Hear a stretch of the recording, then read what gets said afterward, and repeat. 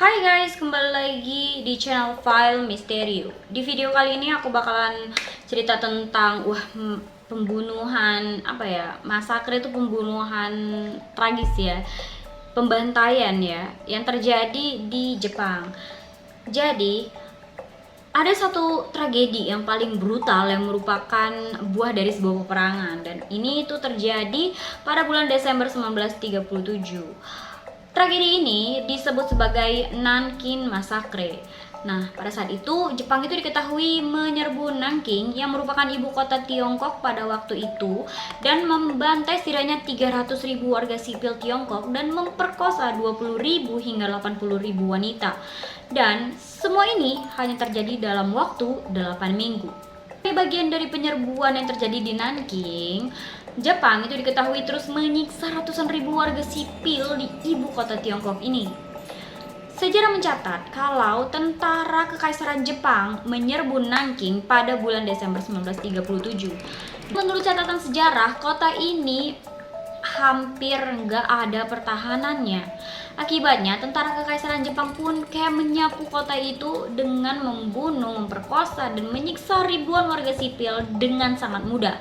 Karena benar-benar nggak ada pertahanan dari kota ini. Hanya dalam waktu 6 minggu, kota ini pun hancur melalui kerusuhan yang pokoknya benar-benar rusuh luar biasa. Pengadilan Militer Internasional menyimpulkan kalau ribuan perempuan Cina diperkosa selama bulan pertama pendudukan Jepang. Dan beberapa dekade sebelum tragedi ini berlangsung ya, ketegangan meningkat antara Kekaisaran Jepang dan juga Republik Cina. Ketegangan ini merupakan ketegangan yang sama ya, yang telah menyebabkan perang Tiongkok dan Jepang pertama pada tahun 1894 dan 1895 di Semenanjung Korea. Pada saat itu, yang berkuasa di Tiongkok adalah dinasti Qing. Ketika itu, Kekaisaran Jepang khawatir nih kehadiran militer dinasti Qing di Korea. Hal ini membuat Jepang khawatir kalau militer tersebut bisa kapan aja menyerbu Jepang dari Korea. Apalagi kalau misalnya mereka nggak ngelakuin sesuatu hal nih, pada akhirnya Jepang menyatakan peperangan dan memilih untuk menginvasi Korea lebih dulu. Itu adalah yang terjadi pada perang Tiongkok-Jepang yang pertama.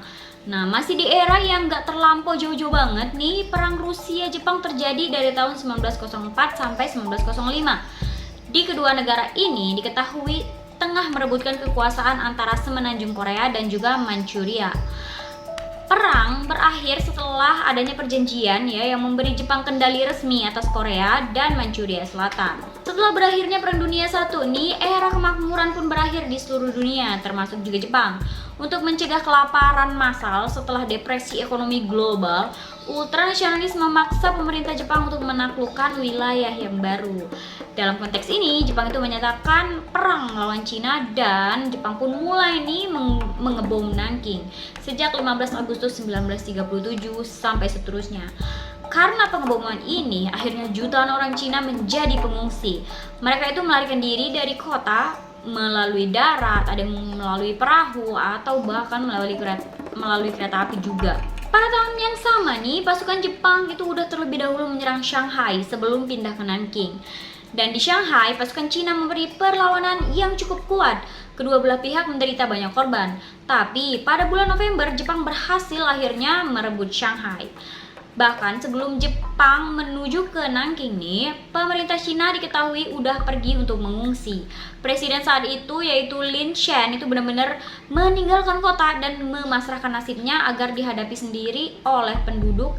Dan ini adalah keputusan yang sangat-sangat buruk ya, dan pastinya nggak bijaksana. Ketika diserang malah presidennya kabur. Ini benar-benar kayak luar biasa ya, kayak rakyat tuh dikorbankan begitu. Tentara Jepang diketahui terus nih melancarkan aksi kejahatan mereka dalam perjalanan ke Nanking.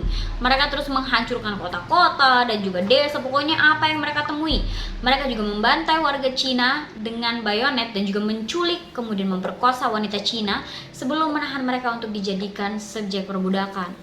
Dan karena khawatir nih akan kekejaman terhadap Cina, segelintir orang Eropa dan Amerika yang tinggal di Nanking diketahui sempat membentuk komite internasional untuk menciptakan zona aman di Nanking. Orang-orang asing ini nih memutuskan untuk tetap tinggal di Nanking dan membantu orang-orang Cina. Sebagai bagian dari zona aman, sebagian kecil kota Nanking pun dipartisi. Area zona aman itu hanya hanya 2,5 mil persegi aja. Dan di dalam zona itu segala macam aksi penyerangan dan brutalisme benar-benar di-ban, dilarang, baik dari orang Cina maupun juga non-Cina. Para pengurus dari zona aman ini diketahui sempat membuat kesepakatan gencatan senjata dengan Jepang demi keselamatan tentara Cina yang berada di dalam zona. Sesuai gencatan senjata, tentara Jepang pun memperlakukan tentara Tiongkok sebagai tawanan perang dan tidak menyerang atau membunuh mereka-mereka ini. Tapi terlepas dari zona aman tersebut, Jepang nyatanya masih tetap melakukan kebrutalan, kesadisan kayak bengis banget untuk orang-orang yang berada di luar zona. Jadi yang aman tuh cuma yang di dalam zona doang nih, yang di luar zona itu masih aja dibantai. Kembali lagi ke saat tentara Jepang memasuki Nanking. Nah, pada hari yang menentukan, tepatnya tanggal 13 Desember 1937, 50.000 tentara Jepang diketahui memulai serangan ke Nanking tepat sebelum Fajar. Seharusnya nih ada sekitar kayak 90.000 tentara Cina yang bisa ditempatkan untuk mempertahankan Nanking. Tapi rupanya Jepang itu berhasil merebut Nanking dengan mudah karena kota ini hampir nggak ada pertahanan dan juga perlawanan kayak yang aku sebut di awal video tadi. Dan di sepanjang penguasaan Nanking, Jepang menggunakan tentara dan warga sipil Cina untuk latihan seseran bayonet. Bayangin dong. Meskipun pembantaian dilakukan selama berbulan-bulan nih ya, kekejaman terburuk terjadi dalam 8 minggu pertama. Jadi selama periode ini, orang-orang itu bisa melihat beberapa mayat korban Tiongkok yang dipenggal di tepi sungai Qinhuai. Selama menduduki Nanking, para perwira tentara Jepang nampaknya memang sengaja kayak nyuruh para prajurit untuk membunuh. Dan ini terjadi di seluruh Nanking. Akibatnya, tentara Jepang secara brutal membunuh banyak banget orang-orang. Jadi kayak bantai aja. Tentara Jepang juga diketahui mengubur hidup-hidup dan membunuh para wanita setelah mereka diperkaos. Dan menggunakan mereka sebagai wanita penghibur. Sadis banget ya mereka ini. Dan selama sekian waktu gitu ya, Jepang kemudian menguasai kota dan juga mulai mengatur aktivitas di dalam zona aman. Terlepas dari upaya mereka untuk menghilangkan zona aman, Jepang gagal melakukannya dan akhirnya zona itu menampung hampir 700.000 pengungsi.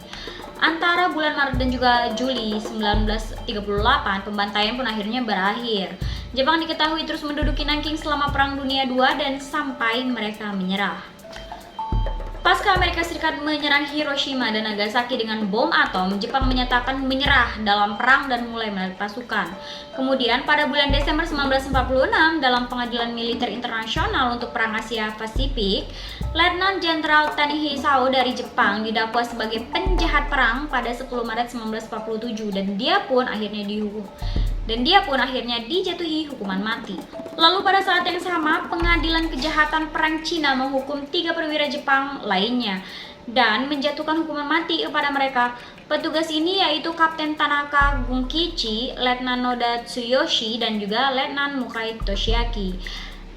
Sementara itu nih, Pengadilan Kejahatan Perang Tokyo mendakwa Komandan Matsui Iwane sebagai penjahat perang kelas A dan dia pun didakwa dengan total 29 dakwaan. Selanjutnya, mantan Menteri Luar Negeri Jepang Hirota dan 6 orang lainnya juga dinyatakan bersalah sebagai penjahat perang kelas A. Mereka ini juga dihukum mati, yaitu hukuman dengan cara digantung. Nanking Massacre itu emang benar-benar terjadi dan serangkaian peradilan dilakukan kepada pihak-pihak bersangkutan adalah salah satu yang menjadi bukti kalau emang ini benar-benar terjadi. Tapi sayangnya ya, gak banyak catatan dari pihak Jepang yang tersedia untuk menyeret tokoh-tokoh lain nih ke pengadilan. Karena gak mungkin cuma itu doang kan ya, tokoh-tokoh yang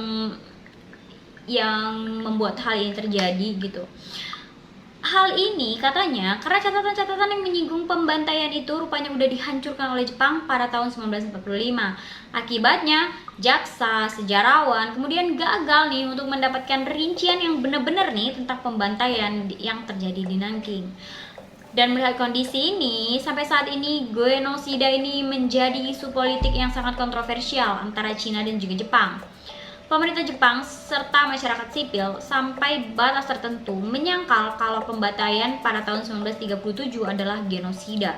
Bahkan ada yang masih nggak percaya kalau Nanking Massacre itu pernah terjadi. Mungkin salah satu kekejaman paling terkenal yang dilakukan di Nanking adalah killing contest, yang pada saat itu diadakan oleh 2 perwira Jepang. Seperti yang ditunjukkan oleh laporan berita pada masa itu, ada kontes nih antara 2 perwira itu untuk melihat siapa yang bisa membunuh 100 orang Cina terlebih dahulu dengan pedang. Dan menurut laporan berita yang memang sih belum dikonfirmasi gitu ya, Pangeran Asaka yang merupakan komandan Jepang pada waktu itu juga memiliki peran dalam pembantaian Nanking. Setelah genosida, Nanking membutuhkan beberapa dekade nih untuk bisa pulih dan juga tumbuh menjadi kota industri yang modern. Jadi itu dia cerita tentang Nanking Massacre. Banyak bukti kalau misalnya pernah terjadi genosida ini ya, tapi ya gitu, pihak Jepang banyak yang menyangkal juga kalau pada saat itu emang terjadi masakre gitu ya. Dan kalau emang benar-benar terjadi kayaknya wah serem banget ya, apalagi yang namanya killing contest ya kan, harus siapa yang membunuh 100 orang lebih cepat, apa nggak ngeri ya gitu, ngeliat orang langsung dibunuh biar cepat dapat 100 orang. Ngeri ya. Untungnya kita hidup di zaman yang lebih waras kayaknya daripada zaman dulu. Segini aja video File Misterio kali ini, sampai jumpa di video selanjutnya. Bye.